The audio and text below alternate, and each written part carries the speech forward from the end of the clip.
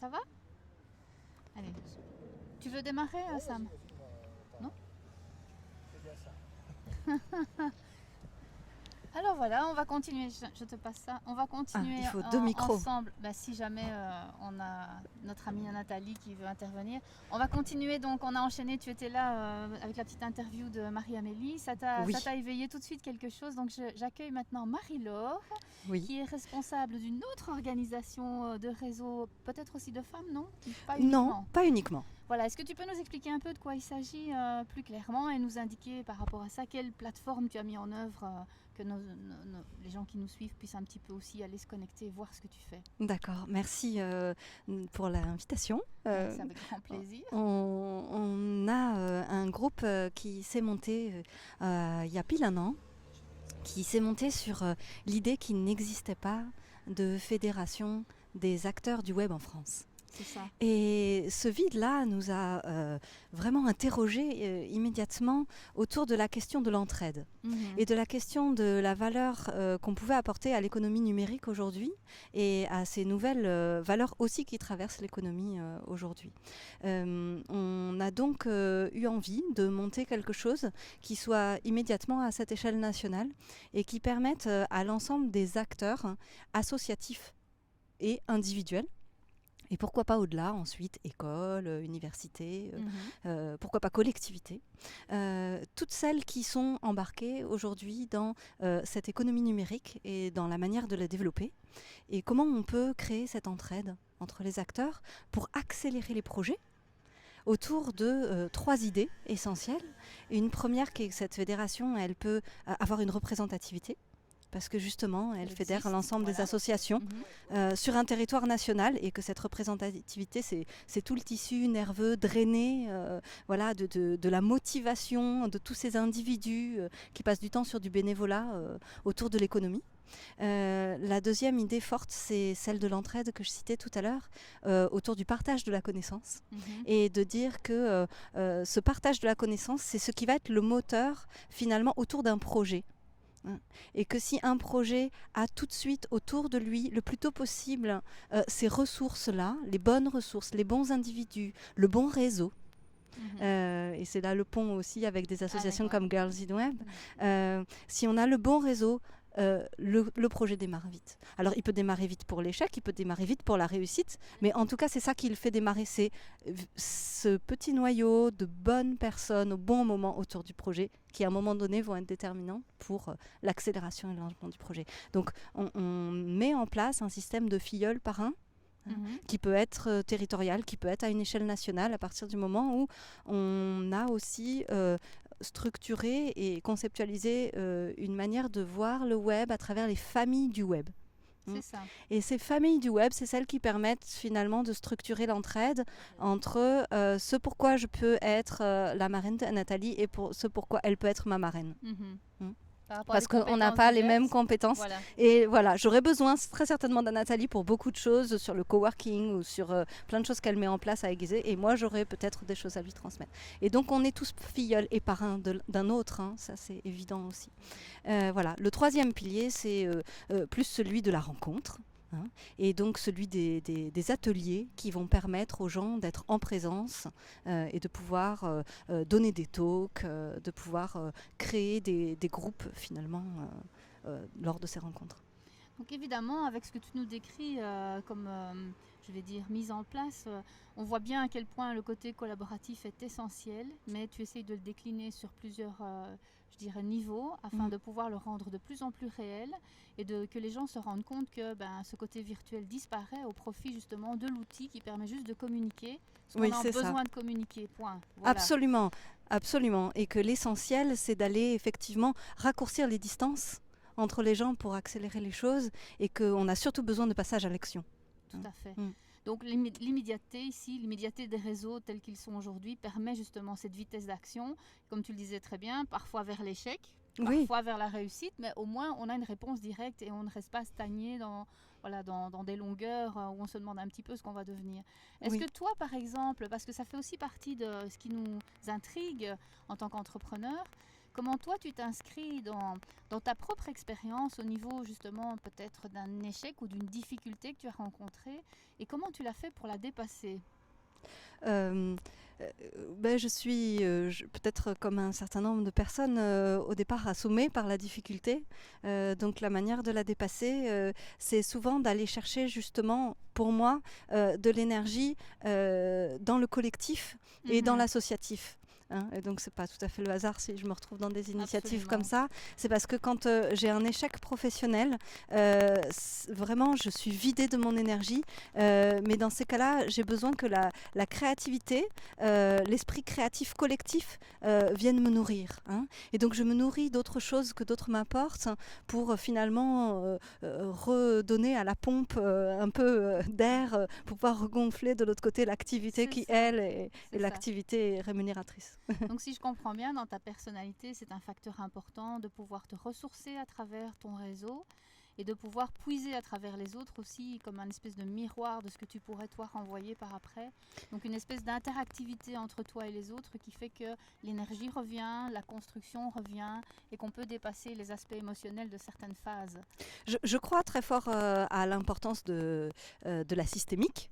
Et on le voit maintenant de manière d'autant plus importante que l'entreprise est devenue un réseau, donc qu'on parle de l'entreprise systémique, de l'économie systémique, etc.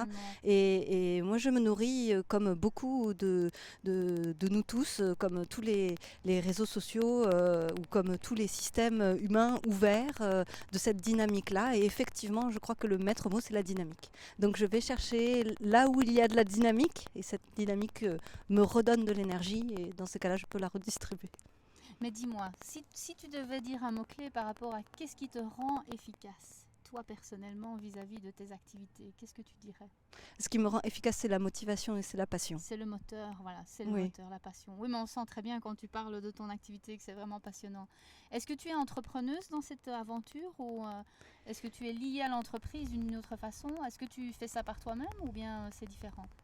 Alors, pour ce qui est d'Union Web, j'en suis vice-présidente. J'ai eu la chance d'avoir une amie qui lance cette initiative il y a 1 an à peu près, qui s'appelle Magali Boisseau, qui tient une entreprise à Montpellier, là où je suis aussi, et qui est une entreprise internationale, puisqu'elle s'appelle Bedicassa, et c'est, on va dire, le grand frère de Airbnb, puisqu'elle est née avant Airbnb, et puis elle ne s'est pas développée de la même manière, parce que malheureusement, justement, elle peut témoigner du fait qu'elle n'a pas eu tout à fait les bons acteurs autour d'elle, et puis qu'elle a vu Airbnb se développer plus tard et puis passer devant de manière beaucoup plus forte et beaucoup plus rapide, avec des levées de fonds qui n'étaient pas du tout des mêmes montants, et des moyens et des acteurs différents, et donc du coup elle a vu aussi ça, et donc quand elle a voulu le témoigner, elle a cherché des personnes autour d'elle, et j'ai eu la chance qu'elle fasse appel à moi pour être vice-présidente de cette association.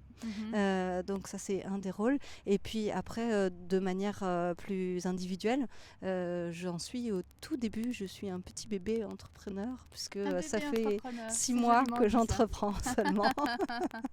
Et là, tu peux nous en parler un petit peu plus de ce que tu entreprends de ton côté? Oui, je tente de créer une activité de conseil.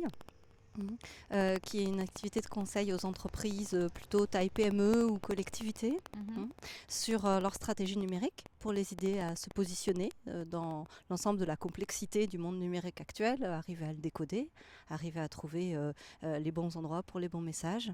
Voilà, je fais de la formation en plus du conseil. Et puis j'ai quelques spécificités comme l'open data, qui me permet justement d'accompagner les collectivités locales sur leur innovation, la transparence, la démocratie, etc. Et puis d'autres choses autour de l'événementiel et de la narration événementielle, avec un certain nombre d'acteurs qui aujourd'hui développent des choses très très belles, avec qui j'ai pu avoir des collaborations, donc qui me poussent un peu dans ce secteur événementiel que j'avais déjà habité par d'autres occasions par le passé, mais donc du coup de manière plus numérique que maintenant. C'est ça, donc maintenant tu es dans le partage en fait, tu es dans l'échange et dans le partage, transmettre transmettre tes acquis à travers cette expérience. Oui, voilà. L'Union Web qui a été quand même une expérience très enrichissante. Si J'espère. On est là aussi à l'enfance de l'art. Ouais. C'est une association qui, sous sa forme juridique, existe seulement depuis le mois de juin. Dont l'initiative communautaire a démarré il y a un an. Et je sors aujourd'hui même du séminaire annuel qu'on s'est fait justement pour se donner des axes pour 2014 que je vous ai un peu indiqué tout à l'heure. Ok. Est-ce que pour ton activité, tu as peut-être une plateforme déjà actuellement pour ton activité de consultance ou pas encore ? Non, pas encore. J'ai commencé effectivement sur la base, on va dire, du réseau, justement, parce que j'ai eu la grande chance d'être appuyée par un réseau constitué depuis plusieurs années. Et donc finalement, j'ai moins donné la priorité à ça. Ça fait partie des devoirs de vacances de Noël. Mais on te suivra là-dessus. Tu peux compter sur nous. Nathalie, Merci. je vois que tu voulais intervenir, alors je t'en prie. Oui, bien sûr. D'abord, je voulais me réjouir d'avoir rencontré en vrai. Je ne sais pas si je dois dire en vrai, parce que ça fait quand même quelques années qu'on se suit, qu'on se parle à travers les câbles magiques. Hein. Oui. Je peux appeler ça comme ça. Mais comme tu dis, qu'on crée quelque part les valeurs et puis qu'on arrive finalement à se retrouver face à face avec ces valeurs-là qu'on a créées. Donc, tu parlais de l'open data, donc de tout ce qui est ces technologies-là.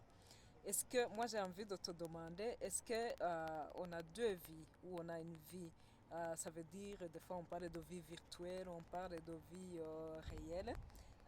Comment toi tu vois ça ? On n'a qu'une vie. De ce point de vue-là, il y a une unicité pour moi essentielle. La manière dont je vis en ligne est la même que celle de ce que je fais dans la vie réelle. On est souvent, le mot est utilisé, augmenté. C'est vrai qu'on a des prolongations de nos membres, on a des prolongations de notre cerveau, et ça, effectivement, ça nous donne des capacités nouvelles. Mais c'est la même vie depuis que je suis sur les réseaux, on va dire active vraiment, c'est 2009. Sur les réseaux sociaux, et je l'ai toujours mis en œuvre pour rencontrer les gens. J'étais à Montpellier dans une administration dans laquelle il y avait peu de chances que je rencontre l'écosystème que j'ai découvert en quelques années, et ça s'est fait essentiellement parce qu'on se rencontrait en ligne comme toi, Nathalie, oui, et puis qu'ensuite voilà, c'est les vacances bientôt et je viens à Paris et là on se voit en vrai, et j'espère en Belgique. Oui, merci pour l'invitation, je le ferai, oui, sûrement. Et alors, au niveau de Union Web, évidemment, moi j'étais ravie d'être invitée à être dedans et de lire, je l'ai communiqué en disant mais les valeurs, quoi, les valeurs sur lesquelles vous vous basez, avant tout humainement parlant, à la façon de le respect. Le respect, voilà, comment est-ce que vous êtes arrivé à concevoir ces valeurs-là, etc. Oui, tu as raison de poser cette question parce que moi-même ça m'a beaucoup frappée. C'est quelque chose qui est venu justement de Magali dont je parlais tout à l'heure, de Magali Boisseau, parce qu'elle a donc cette fibre qu'elle a développée de l'économie solidaire, de l'économie collaborative, dans donc le modèle d'habitat partagé, de location de chambre chez l'habitant, et par son expérience en fait. Elle a pu déterminer les facteurs qui faisaient qu'une communauté vivait bien ensemble, en ligne, à distance et aussi en vrai, puisque les gens quand même prêtent leur appartement ou le mettent en location à des prix modiques. Et donc il y a besoin de ce respect-là, de rentrer chez quelqu'un, de respecter les codes, voilà, simplement de savoir vivre. Mais quand je dis simplement, c'est pas toujours simple pour tout le monde. Voilà. Et donc, elle nous a fait un grand cadeau en partageant avec Union Web cette charte des valeurs, comme presque en le posant comme un alpha. Hein, Oui, tout à fait. Voilà. Et donc, vraiment, ça, je pense qu'on a beaucoup de chance parce qu'on n'aurait peut-être pas gagné autant de temps. Donc, concrètement, dans l'Union Web, j'ai vu que vous étiez en tout cas actif au niveau de la loi qui est en train de sortir en France, de pouvoir avoir le droit d'accès quelque part sur la surveillance. La surveillance des réseaux sociaux, etc. Est-ce que tu peux nous en dire un peu plus? Parce que maintenant c'est la France, mais sûrement que dans ça se quelques fait temps, déjà en Belgique. Et que de toutes les façons, ça pourra peut-être s'étendre.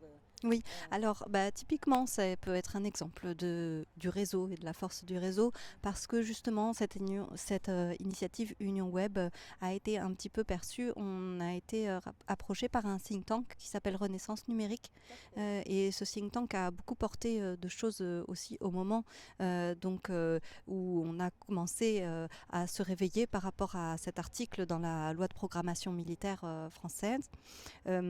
Ils nous ont aidés à prendre conscience parce qu'on n'a pas les yeux partout, et donc on a répondu très positivement à leur initiative qui a été de trouver tous les moyens possibles pour faire passer le message en ligne le plus rapidement possible dans la journée, et donc diffuser le message qu'il fallait écrire à son sénateur pour essayer qu'un amendement passe avant le soir.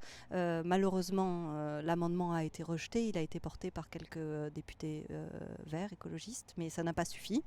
Et donc, la loi est passée de manière, semble-t-il, comme ça, assez rapide, mais en réalité c'était quand même un travail qui était en place depuis un certain nombre de mois.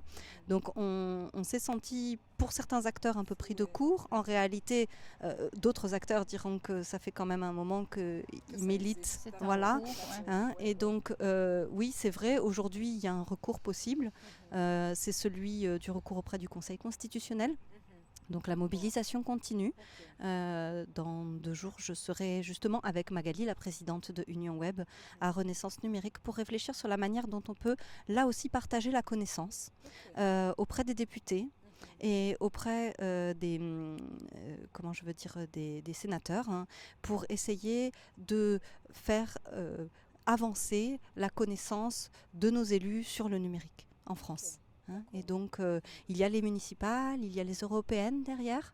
Et donc, il y a vraiment des chantiers importants pour que justement, il y ait des prises de conscience, une éducation, une pédagogie, voilà, un partage de connaissances. Une transmission. Le partage des données aussi, rendre libre les données, donc l'open data.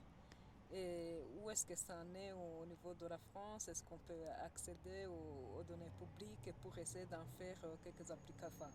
Une série de choses. Oui, bien sûr, il y a un certain nombre d'initiatives qui ont été prises. Maintenant, beaucoup de communes, je n'ai pas le nombre en tête, mais en tout cas, un nombre important de communes et de régions, différentes échelles administratives ont ouvert leurs données, le gouvernement aussi, et pour une partie. Donc, ça veut dire qu'il y a un certain nombre de plateformes aujourd'hui qui proposent de la donnée ouverte. Il y a aussi des annuaires qui permettent de repérer cette donnée ouverte et qui la regroupent. Il y a plusieurs choses qui peuvent être faites à partir de ça. Il y a d'abord un premier acte vis-à-vis des citoyens qui consiste à donner effectivement certaines informations de manière plus transparente. C'est un premier pas. C'est pas toujours le plus simple non plus parce qu'on est face à un certain nombre de tableaux Excel plus ou moins faciles à lire, avec plus ou moins de trous et d'informations faciles à décoder. Là où se trouve la valeur en général, c'est plutôt dans la manière dont on peut croiser ces données et les enrichir. Donc l'open data, c'est plutôt un point de départ d'actions qui ensuite peuvent être prises en relais par les citoyens, par les associations locales, par les entreprises, par les start-up, qui toutes en partenaire, en partie prenante extérieure,